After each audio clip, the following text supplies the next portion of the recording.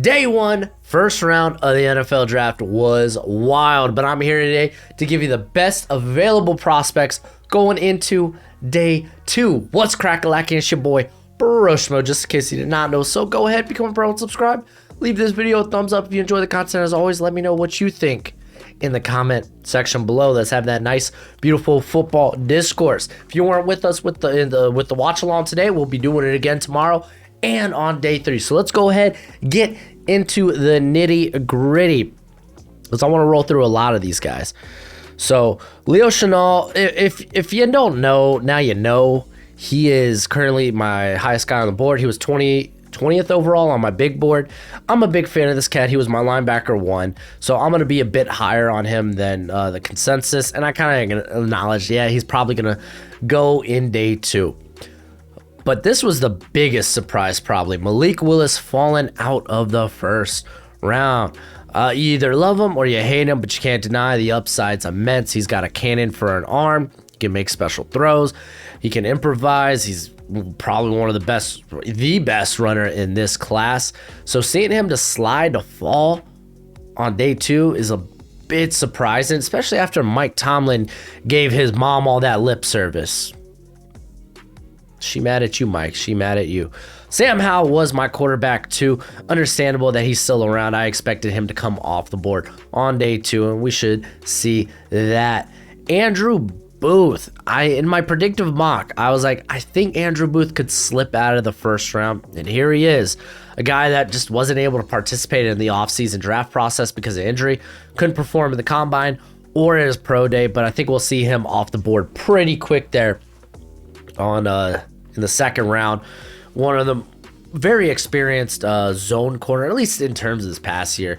Prior to that, he was kind of a part-time player there for Clemson, but the dude's got real legit quicks, good mirroring ability.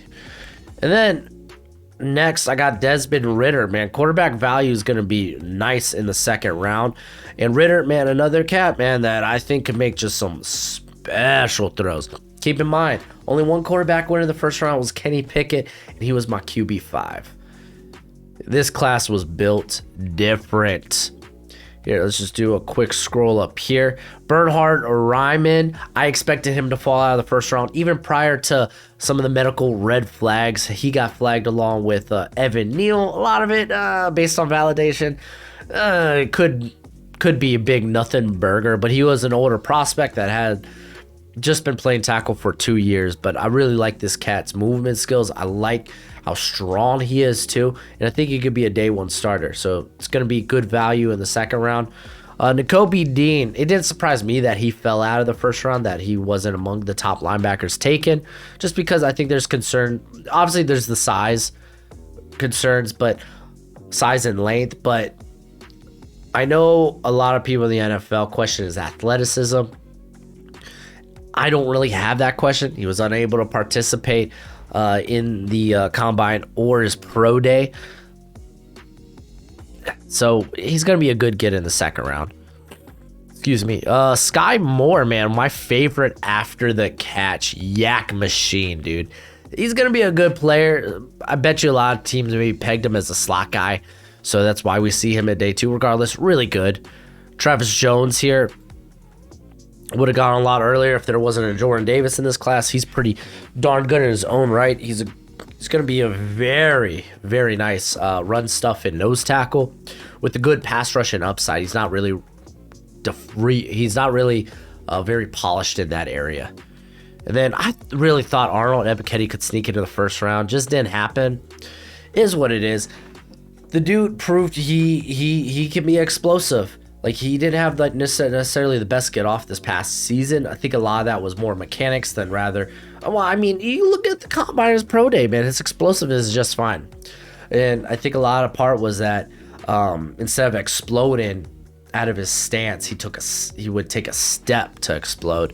So it was just kind of a wasted movement. But this cat, a majority of his sacks and pressures came within the first two to 3 seconds of the snap. And it was among the highest in this class. So he's going to be a good get as well.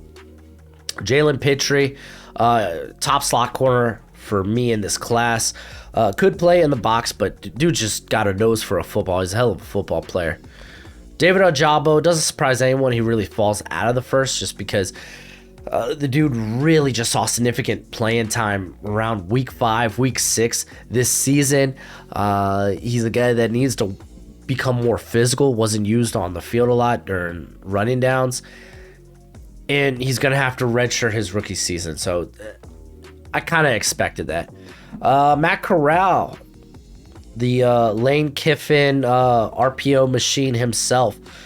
Dude's a good quarterback. I don't mean any disrespect by that. But dude's a good quarterback. He could sling the ball. But I think going into day 2 sounds about right. It's a shame. I'm pretty sure he was at the draft tonight too. Boye Mafe. For being a bit older, he's going to be 24 during his rookie season. He's a little more rough around the edges, but he's so stinking explosive. Made Bruce Feldman's freaks list.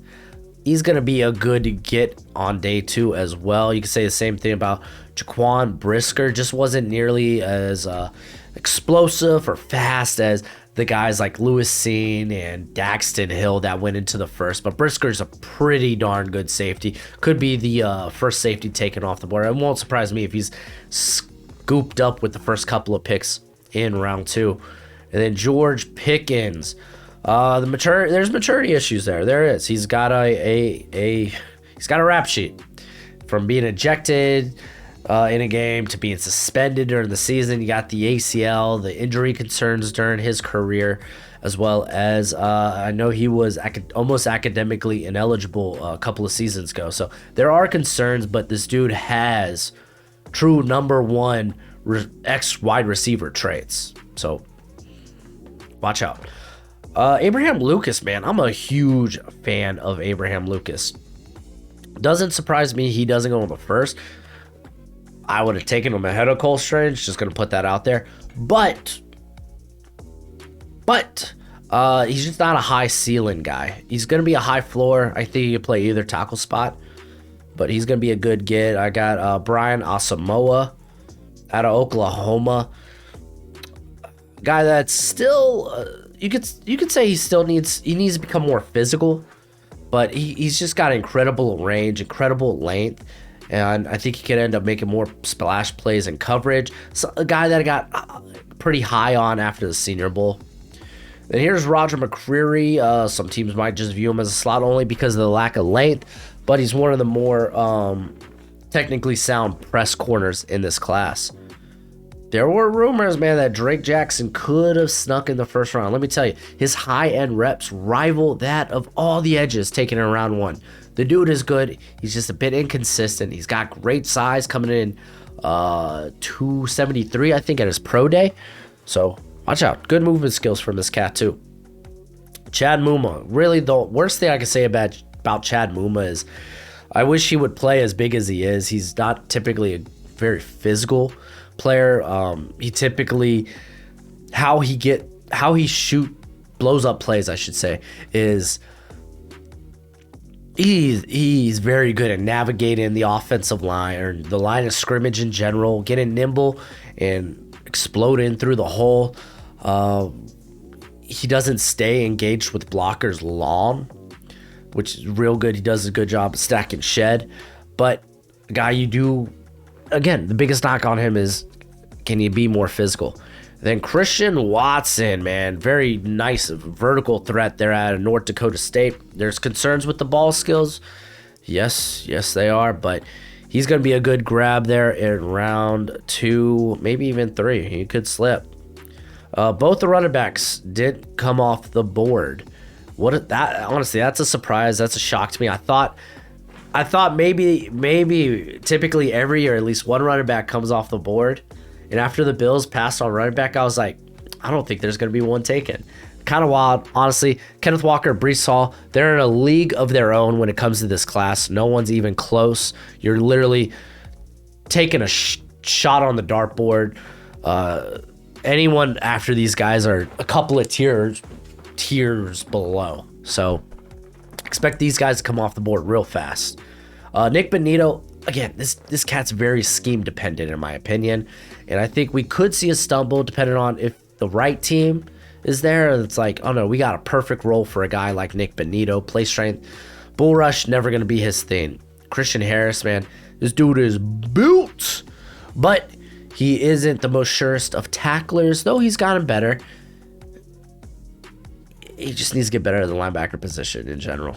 He's a bit raw in that regard. In coverage, especially zone, he just doesn't have a good feel for. So we could see, actually, if I'm going to bet on anyone falling, I could see Christian Harris having a little bit of a stumble. Perion Winfrey. After Travis Jones comes off the board, you really have Winfrey and then maybe Logan Hall. Logan Hall is kind of a tweener. But Winfrey, man, he's going to be an ideal 3-tech penetrator. This dude just... He's long, his upper body is very strong, and he's very explosive. Nick Cross is one of my guys. This is my guy. This guy has incredible range. If he goes somewhere in the maybe high to mid second round, won't surprise me. The dude's good. Kyler Gordon. I guess I'm really low on Kyler Gordon compared to the consensus. I get why people like him in terms of how he tested out was just phenomenal, but he's a guy you're going to have a couple of, there's going to be some bumps and bruises in his learning process, as he just needs to get a general better feel for the corner position, better press technique as well. At 30, I got Trey McBride. This is where I have my first tight end coming in my, I guess my best available. He could probably go a bit higher than this, because really it's much like with the running backs. Trey McBride's in a league of his own, and then it's the rest of the class. Jalen Tolbert, I'm a big fan for. By no means is he a finished product. There we go. But the dude can high point the football fairly well. He's a smooth mover too that can explode. And then Dylan Parham, I'm a huge fan of. Another guy that's kind of my guy.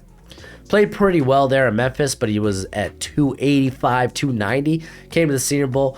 Got up to 311, I believe, and looked good. Looked like he didn't lose any of those movement skills. Like, for an outside zone blocking scheme, this is kind of the guy you want.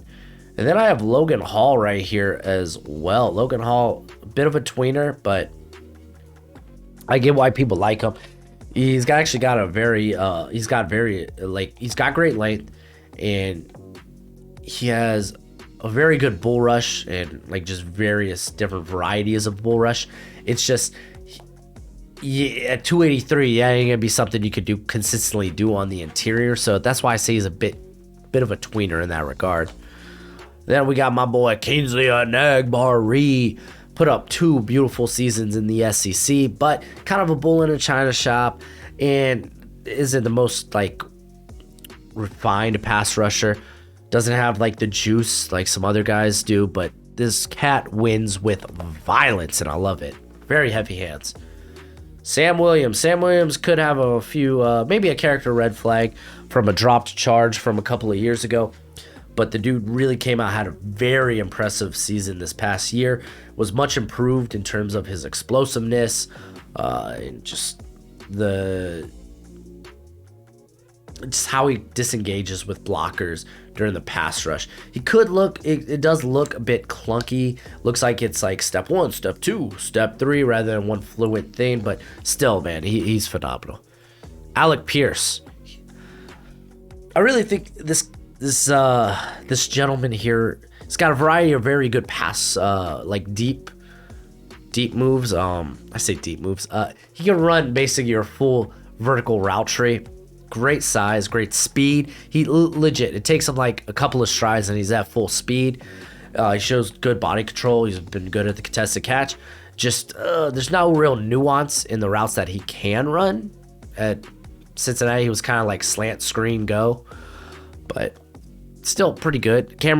Cam Taylor Britt, very versatile body type. Loves to hit, legit.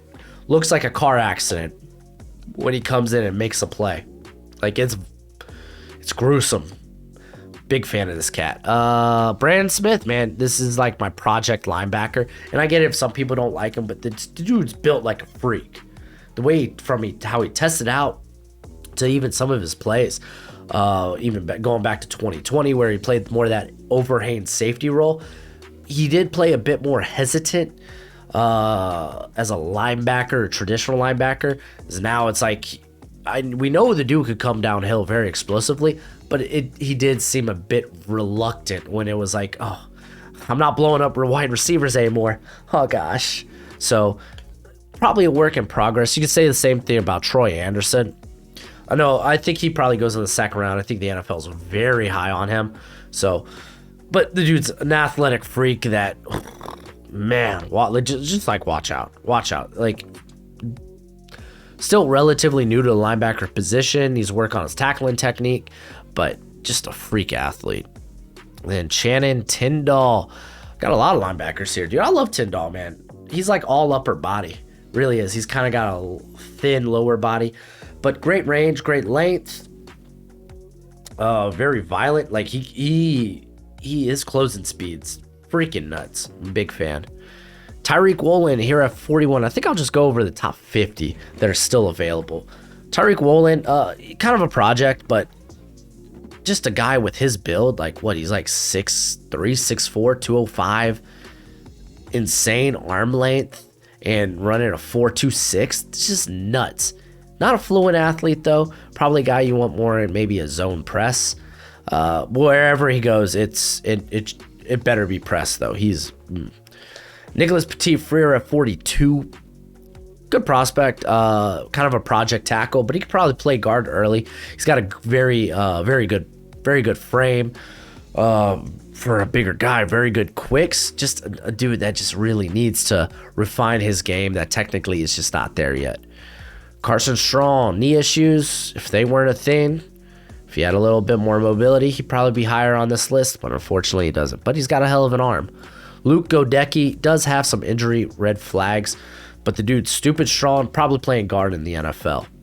DeMarvin Leal is that other tweener on this list and just didn't have a good second half of the season where he was playing more interior and just looked overwhelmed, couldn't handle double teams, put on probably some bad weight, and then he came back and just didn't test as well as Logan Hall did, so that's why he finds himself here. Jamari Sawyer, going to be playing guard, played tackle last year for Georgia, but has played all along the offensive line for Georgia. But this guy's a guard through and through, and he's going to be a hell of a good guard there in the NFL. Kirby Joseph didn't become a star until this past season, but man, he looks like a receiver. The ball skills look legit, and best part, dude could play special teams. He loves to hit. He was a gunner on special teams. My favorite gadget player in this draft is Calvin Austin. He's not going to be physical at 5'8", 170, but this dude flies.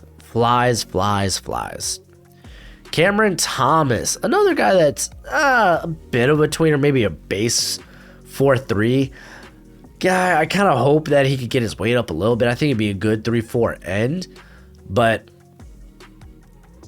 dude had a hell of a year there for the Aztecs. He was literally the Aiden Hutchinson of the Mountain West. And then at 50, I got Sean Ryan. The cat's just good. The cat is good. He played tackle there for UCLA, but he is a guard in the NFL. Even the coaching staff at UCLA were like, no, this dude's a guard, but he's got good movement skills for the guard position. The dude's a former rugby player, used to do the shot put on track and field. Like him throwing hands, throwing punches at defenders is literally like throwing a brick through a glass window. It's devastating. But let me know who are some of the guys that you can't wait to see come off the board on day 2. And that's it for the video. Go ahead, join me tomorrow as we go over the draft. Another live stream. It's going to be a hell lot of fun. But until next time, you be easy, my friends. Later.